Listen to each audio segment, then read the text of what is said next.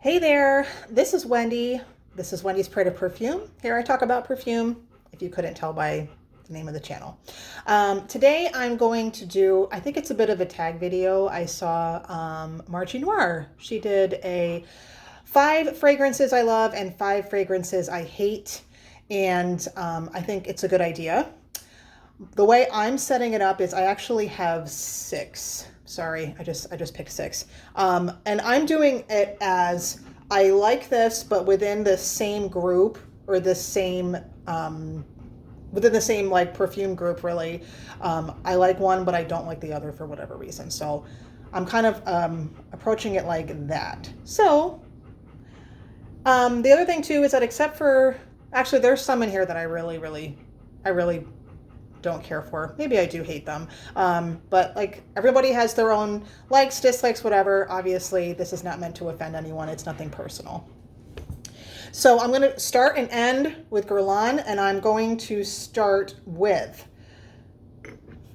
Oh, the other thing too is that I don't have all the bottles of perfumes I hate because while I keep my likes, I don't keep my hates or my dislikes. So first we're going to talk a little bit about Shalimar flankers. I think it's obvious. I like vintage. I obviously like Queen Shalimar. But as far as the flankers go, I just picked 2 flankers that I really love. The first one is Shalimar Parfum Initial. This is a little bit on the sweeter side, but this is one of the most fabulous, smooth, buttery irises I've ever smelled. This is amazing. And luckily they brought it back and reissued it, so this is still available. So as far as Shalimar goes, I like Shalimar Parfum Initial. I also like, this is kind of long gone, Eau de Shalimar. This is Shalimar, a little bit lightened up, but it's still very resinous vanilla with lots of rose and jasmine on top. And this bottle is at least 10 years old. It's like halfway gone. And it's only actually improving in the bottle. Like the rose is getting stronger and the resins are getting stronger. And I only wear this in the fall actually, so I'm really glad that fall should be here soon, relatively speaking. So these are some flankers that I like from Shalimar. Now the flanker I don't like, and I used to have a bottle of it and I got rid of it. I kind of regret getting rid of the bottle because it was like this limited edition peacock bottle. The bottle was stunning. But I'm trying to talk myself into against holding on to things just for the sake of holding on to them. You know what I mean? I kind of do shit like that. The Shalimar flanker that I do not like is the Souffle. Just the original one. I like the Intense, but the Souffle, oh my gosh, it's like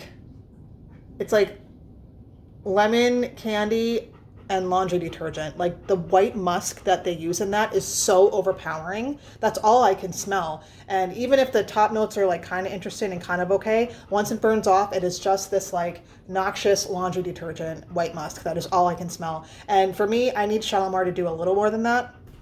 So I do not like Shalimar Souffle. So there's one I don't like. I didn't hate it, but I was just like, what is all this laundry detergent doing in Shalimar? Don't do that. So there's group number 1. Let's do group number 2 now. This is going to be easy. I talk about this perfume all the time. This is Elizabeth & James Nirvana Black. This is a staple in my wardrobe. It is violets and dried fruit and musk and vanilla and sandalwood. It's very androgynous. It's very, hey Bucky boy. It's very, it just works. It just works in every way. It's good for every occasion. I love it. I like all of the Elizabeth & James actually. The one I don't like though is the sister one that came out to this, which is Nirvana White. Do not have a bottle of that either.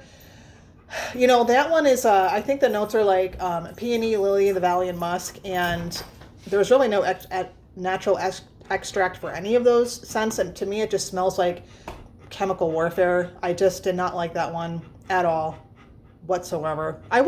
That's one too, like, because I kind of have the entire set of these. I probably would just buy a small bottle even if I liked it a little bit, but I do not like white. Black is the one. Black, amethyst, bourbon, all of them are good, but I don't like the white version of this. It's just not okay. Let's just say that.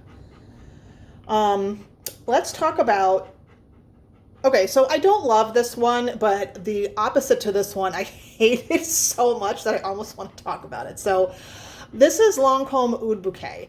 I don't wear this all the time. This is like oud and rose and praline. I avoided it for many years because of the praline note. I was like, God, that sounds real, real sweet. But back in the day, Fragrance Net was selling off. This is a tester, but it has a cap, so it's okay. Just doesn't have a real box. They were selling off these testers for like $39, and they went up in price a little bit by the time I really saw it. So I kind of just did that. Oh my gosh, this, you know, at the time, $160, $170 perfume. They're practically giving it away for, you know, $59. So I just bought it as I just blind bought it on a whim. And I wear this occasionally. I like it in the cooler weather. It is really woody. The rose is really pretty. It's not too sweet, in my opinion. So this is pretty solid. I do like it. The Lancome in this group that I absolutely hated, and I was shocked that I hated it, was Rose's Berberanza.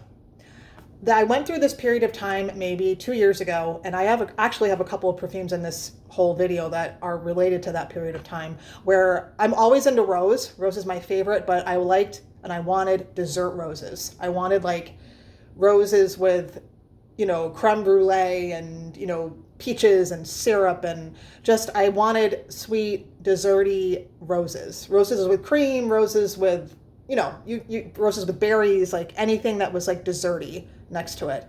So I finally get a bottle of Rose's Berberanza. I didn't pay full price, but I paid a pretty penny, well over $100 for a bottle. And holy shit, I was not prepared for any of it, because first of all, the top notes, the pistachio note, it smells like dirty feet. It smells like Cheetos dust. And it smells like dirty dog ears. It smells like what happens when your dog gets an infection in its ears. It was absolutely like horrifying. And I like old school, like civet and vintage and like skanky and leather and shit like that. But that was totally stunning to me. So, okay, I spray it on and I'm like, what is this? Like, it smells like my dog has an ear infection. He's rubbing his head on me. It's disgusting. But okay, maybe the rose is amazing. I mean, it's called Rose's Berberanza. And the rose on the inside was so tame, and it hardly did anything. Like, the rose in here is really nice. It's a little sweet for my taste with the praline, but there's rose. You can detect it. You can smell it. It's there. But that one, I was just like, where is the rose? And then the dry down was like all ISO-E Super and Ambroxan. It was completely synthetic. It was horrible. It was just like a horrible perfume from start to finish. So, Oud Bouquet, thumbs up. Rose's Berberanza, absolutely no good. No good and no bueno. So let's just continue with the dessert roses. One perfume that I found that I really like, that's a desserty rose, and kind of in the same vein, is Lancome Trésor à la Folie. A lot of people talk about this perfume, and for good reason. There's like tons of notes in it. It's like a little bit sweet and syrupy. There's a big fat rose. It's woody. It smells like it has also like green almonds in it, and it's a little bit musky. There's tons of vanilla, but the vanilla it's a little sweet. I mean, look, this is a sweet perfume, but it just works. It's well made. It's well executed. It works. It's like all this stuff. So many things. Almonds and Ambroxan. There is Ambroxan in this, and I can smell it, but I feel like it's toned down enough where it just acts as like part of the base, but not something that's just like bleeding through all the other notes. So I like this as a sweet, desserty rose. And I've had compliments on this, so obviously this is something that you could kind of wear anywhere. This is really strong too, so one bottle will probably last you the rest of your life. A little dab will do you. And if you ever get these bottles, this is a 75 ml bottle. I don't have little hands. This is kind of hard to grab. If you have smaller hands, it's going to be hard to grab. I almost regret getting the 75. I wish I got the 50 because the 50 is easier to use. But anyway, à la Folie, I really like this. It works really well, and I've been wearing this off and on for years, and I really like it. So the dessert rose also, that did not work out for me. And I'm so sorry. I know this is like a beloved perfume. It's so, and I'm so over it. I'm over this whole company. But Delina Exclusive, just no. This is awful. I hate it. I hate this perfume. When I first I've given it a good college try. The top notes were like kind of interesting. It smelled like suede and cream and like strawberries. Like you're wearing a suede jacket and eating strawberries and cream, and that was kind of interesting. But Then it just got like this horrible like peach smell. It didn't smell like roses to me. It smelled like canned peaches. And there was like a tiny little bit of like spiky oud. And the bottom was just like this obnoxious, like woody aroma chemical, the sweetest, like white chocolate vanilla on like particle board woods. It was just, ugh, it's disgusting. And it was, of course, it's so sweet. And this whole thing of like, what does the box say? Parfums de Marly, 1743. 1743, my ass. They're owned by a freaking conglomerate out of like the Middle East. They also, I mean, this company that owns them also sells like tobacco and cigarettes. I mean, they're just there to like manufacture things. And look, it's all business and everybody's in it to make money at the end of the day, but don't like, I don't want to say misappropriate, but what does like, Louis the 15th or whatever have to do with this? Okay, so he had some horses and they were rich enough to get like orange blossom water. Congratulations. That just no. And these things are like $350 now. When I bought this a couple years ago, I got in the gray market. It's still available in the gray market. This is all over Macari. A lot of people don't like it, I think. So I got it at the time for like $125 and I'm going to sell it because I do not like this. Yeah, Dessert Rose, fail. Fail. All right, maybe I do hate most of these. Geez. So a little less passionate about the next group. So this is a perfume that is stereotypical. It's pink. It's easy. It's jasmine and woods, and it's sweet. It is Valentino Donna, Born in Roma. I just got this year. I love it. I don't care what anybody says. It just works. I love the jasmine. I love the woody dry down. I love, there's a period of time where it is a little bit sweet, but this is like the ultimate like designer Sephora perfume, and it's just done to perfection. I love it. I love the way that it smells. I like the way it makes me feel. I like the performance. I like that it changes during the wear. I like a couple sprays and it lasts all day. Like, I love everything about this. So I really like Valentino Born in Roma. So another thing that's pretty popular God, I have a lot of Lancome on here. Whoops.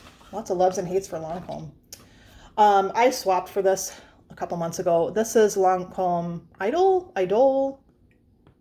Idol. We'll just say it's pronounced Idol. I don't hate this, but like I said, I swapped for this and I didn't swap anything that I really loved. This has like pear shampoo, little screechy, a little bit too on the synthetic side. Like when I put it on, I feel like my nostrils are like being attacked versus like when I breathe in and it's just like, oh, it's like this nice experience.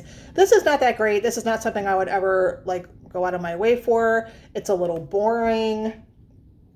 I wouldn't even wear this as if like I needed to go to work or go on an airplane or wear something really discreet. I wouldn't wear this. This just isn't very good. So, Born in Roma, yes. Lancome, I don't know. Okay, so I'm on to my last one, and I really don't like this one either, but I'm going to end on a like. And the group here is sandalwood. Sandalwood is my favorite note, and I love perfumes with sandalwood in it, and I have to accept that I already have my Holy Grail sandalwood perfume, even though I still am looking for it. And I think the concept of what sandalwood is and smells like is even changing just because what's available to use in perfumery is changing. So I don't have a bottle of this, but this is good old Santol 33 from Le Labo. There's no sandalwood in this. To me, there's a couple things about this perfume. Number one, it smells like a picture that's on Instagram. It smells like a laminate floor. It smells like staged like furniture. It smells like a black and white blocked soulless piece of art. It smells like clear nail polish. It smells like fluorescent lights. It smells like dill pickles, violets, and a woody aroma chemical. God, I really smell that pickle in there. But for this to be like the sandalwood perfume, and from what I understand, like especially like a lot of people that like this perfume, I don't like perfume, but I like the sandalwood perfume. It's like, man, this isn't, not only is this not good, this is not sandalwood. It's not what sandalwood smells like. And everything about this perfume irritates me. It's irritating. This is a cold, soulless laminate floor of a perfume. Sorry, I don't like Santol 33. What I do like though, we'll just end on my one and my only, my everything, Samsara. And Samsara is a lot more. Sorry, I should just give you a little sniff, Samsara. Samsara is way, way, way more than a sandalwood perfume. I mean, let's just get that out of the way. This perfume is expansive. It's huge.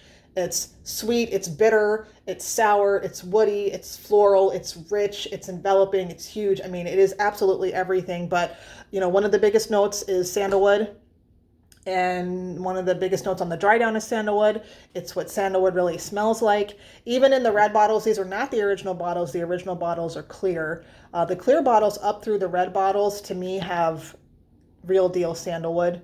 Maybe there's a little bit of a difference. Some people are like, nope, I only wear vintage. That's it, like super vintage. But I like both. The red bottles, to me, I think that what has changed in the red bottles, this is another subject, but the top is a little different. Like the top is a little different. The sandalwood's maybe a little bit more screechy. It's a little bit more sweet, but this is sandalwood. This is what sandalwood is. This is the sandalwood that I like. And when I'm looking for more sandalwood perfumes, I should just, close down Fragrantica and just spray this on, because that is all I need to do to get my sandalwood fix. So that was my list of things I love and things I do not like and apparently hate. So, and this was just for fun, obviously. That's all. It's not, it's just for fun. Plus, it's fun to get out my bottles and just talk about them. That's what I really like to do. Anyway, if you've stayed with me for 16 and a half minutes, I really appreciate it.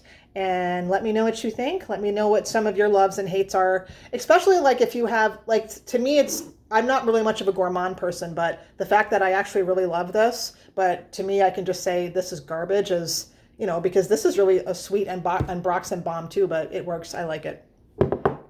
Anyhow, I hope you all are having a good day. And that's it for this unscripted, unedited, unmonetized episode of Wendy's Parade. And I'll see you guys next time. Bye-bye.